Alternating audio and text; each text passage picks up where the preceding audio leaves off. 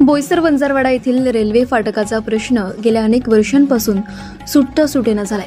RUB आणि आरओबीच्या मंजुरीला वर्षानुवर्षे उलटून गेले तरी प्रत्यक्ष काम सुरू झालेले नाहीये। नागरिकांच्या संयमाचा अंत झाल्याने 9 सप्टेंबरला भव्य जनआक्रोश मोर्चा निघणार आहे आणि या मोर्चाला खासदार आमदारांनी थेट नेतृत्व करावे म्हणून मागणी जोर धरू लागली आहे। बोईसर वंजारवाडा दांडीपाडा शेगाव पंचक्रोशीतील नागरिकांसाठी हा रस्ता महत्त्वाचा असून दररोज अर्धा तास फाटक बंद राहते। यामुळे विद्यार्थी, कामगार, नागरिक अडकतात, रुग्णवाहिका थांबतात, रुग्णांचे जीव जातात, प्रवाशांचे प्रचंड हाल होतात। यावर तोडगा म्हणून अनेक वर्षांपूर्वीच आरयूबी आरओबी मंजूर झालं, मात्र प्रत्यक्ष कामाला सुरुवात होत नसल्यामुळे या भागातील नागरिक आता चांगलेच आक्रमक झालेत। या पार्श्वभूमीवर बोईसरमध्ये सर्वपक्षीय बैठक झाली। 9 सप्टेंबरला जुनाक्रोश मोर्चा काढायचा आणि या मोर्चाला खासदार हेमंत सौरा, आमदार विलास तरे, आमदार राजेंद्र गावित यांनी थेट नेतृत्व करावे म्हणून जनतेचा वली संपादक विजय खरत यांनी आवाहन केलंय। ज्यांना जनता निवडून देते तेच आपले प्रश्न सोडवू शकत नसतील तर पुढच्या प्रत्येक आंदोलनात, मोर्चात, उपोषणांमध्ये लोकप्रतिनिधींनाही नागरिकांनी सोबत बरोबर ठेवलं पाहिजे। ते रस्त्यावर उतरले, रेल्वे प्लॅटफॉर्मवर लोकप्रतिनिधींनी आंदोलने केली तरच त्या कामांना भविष्यात गती मिळेल। केंद्र आणि राज्यात सत्ताधारी पक्ष असतानाही वर्षानुवर्षे काम रखडत असल्याची खंत बैठकीत व्यक्त झाली। आता 9 सप्टेंबरचा जुना आक्रोश मोर्चा निर्णय भूमिका ठरवणार याकडे संपूर्ण जिल्ह्याचं लक्ष लागलंय। पाहूया काही लोकप्रतिनिधींच्या प्रतिक्रिया। मोर्चा काढण्याची वेळ येते, लोकांनी काय पण ही हलक्यात घेऊ नका, कारण एवढी पब्लिक आहे, संभाट आम्हाला भारी पडणार आहे, कारण सगळ्यांचा आक्रोश आहे। कारण फक्त एकच थिंगणी पडली आता विषय। आमच्या पूर्वेच्या ग्रामस्थांचं असं म्हणणं आहे की मॅडम तुम्ही पहिलं खात्री करून घ्या की दोन्ही कामं मंजूर आहेत। जर दोन्ही कामं मंजूर असतील तर आम्ही 9 तारखेला तुमच्या मोर्चासाठी नक्की आम्ही तुम्हाला सपोर्ट करू, पण एकच काम मंजूर असेल आणि जर अंडरग्राऊंडला तुम्ही पहिलं प्राधान्य देत असेल तर आम्ही घरातून बाहेर निघणार नाही, असे आमच्या पूर्वेकडच्या भागांची मागणी आहे। जर तुम्ही खात्री करून घ्या आधी की 2 कामं जर मंजूर असतील तर आम्ही 9 तारखेला आमच्या गावातील प्रत्येक घराघरात प्रत्येक माणूस या मोर्चासाठी सामील होणार आहे, एवढं नक्की। झोपेच्या मोडमध्ये आहेत तर त्यांना जाग आणण्यासाठी आपल्याला 9 सप्टेंबरला आता जोरदार धडाका मारायचा आहे।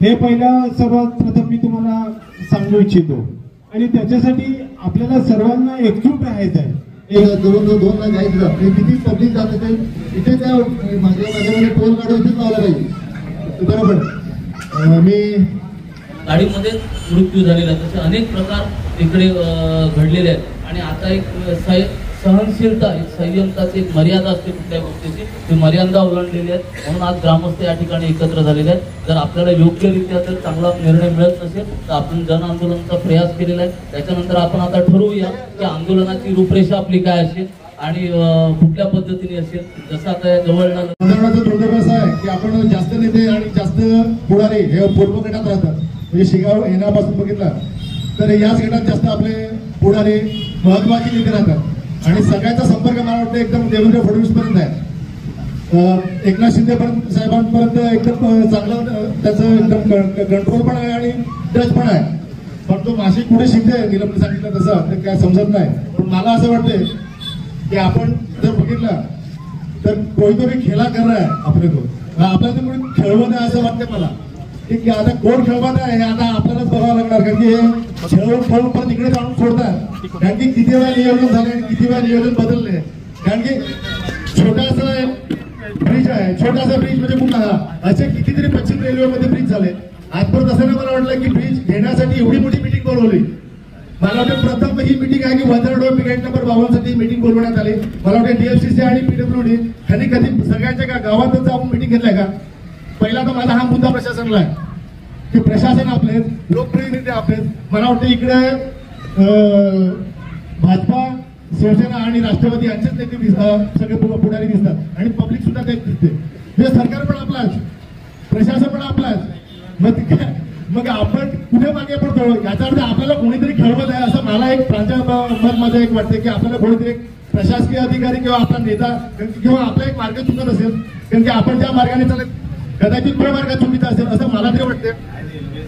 ओके, दुसरे कलेक्टर होते, आता जाखड मॅडम आहे, खासदार होते, आमदार होते, त्यांच्या समक्ष आणि AFCC सगळे अधिकारी होते, त्यांच्या समक्ष सांगितलं गेलेलं आहे की तुमचं, मला वाटतं तेव्हा 4-5 महिने झाले, त्यामध्ये मी सांगितलं की तुम्हाला 1 महिन्यामध्ये आम्ही सबवे आणि ओळबी हे दोन्ही कामं एकत्र सुरू करतो. आज त्याला 6 महिने झाले आणि आपण ह्याचे प्रयत्न करू सुद्धा काय झाले नाही. तर माझी अशी सर्वांच्या वतीने एक विनंती आहे की आपण कलेक्टरला, खासदारांना हे लोक एक निवेदन द्या आणि त्याच्यासाठी काय नियोजन आपल्याला नियोजन करता येईल याचा आपण सर्वांनी विचार करू. धन्यवाद. अंडरपास तर व्हायलाच पाहिजे, तिथे येण्या जाण्यासाठी आहेत, पण ओव्हरब्रिज सुद्धा खूप महत्त्वाचा आहे. असं पूर्वेकडील गावात आम्ही चर्चा करतो त्या ठिकाणी तर आमच्या लक्षात येते की ओव्हरब्रिज हा खूप महत्त्वाचा आहे. म्हणून दोन्ही जर कामं झाली तर इथल्या सुद्धा जे लोकल ग्रामस्थ आहेत त्यांना तो त्रास होणार नाही आणि लांबची गावं आहेत त्यांना सुद्धा त्रास होणार नाही. म्हणून ओव्हरब्रिज आणि अंडरपास दोन्ही कामं व्हायला पाहिजेत. परंतु ओव्हरब्रिज हा कुठे होणार आहे ह्याची शंका आहे किंवा त्याचं मला अजून माहिती पडलं नाही कुठे होणार आहे.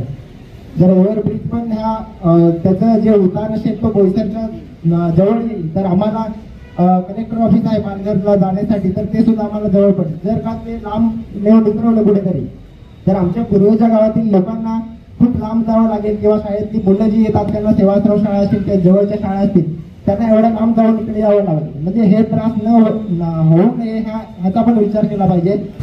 काम चालू होईल तर आमचा पूर्ण पाठिंबा असेल. कारण की अंडरपास झाल्याच्या नंतर ओव्हरब्रिजसाठी विचार केला जाणार नाही आणि दोन्ही पण सोबतच चांगलं झाले आणि आम्हाला ते पूर्ण त्याचे नियोजन झालं तर आम्ही पूर्ण पाठिंबा असेल. आम्ही दोन्ही पण ब्रिज चालू करावे आम्ही सर्व ग्रामस्थ. कारण की हा जो पट्टा आहे इथून बोईसर ते डायरेक्ट चारोडेपर्यंत, कारण की MIDC एरिया पडल्याने तिकडे येणारे कामगार किंवा मार्केट आहे तर ते हा एक मुख्य रस्ता आहे. म्हणून त्या कारणाने आम्हाला ओव्हरब्रिज आणि अंडरपास हे दोन्ही कामं चालू करावी. सर्व बसलेल्या सर्व बैठकीत मला अपेक्षा आहे आणि ते दोन्ही पण झाल्याशिवाय आम्ही पाठिंबा देणार नाही.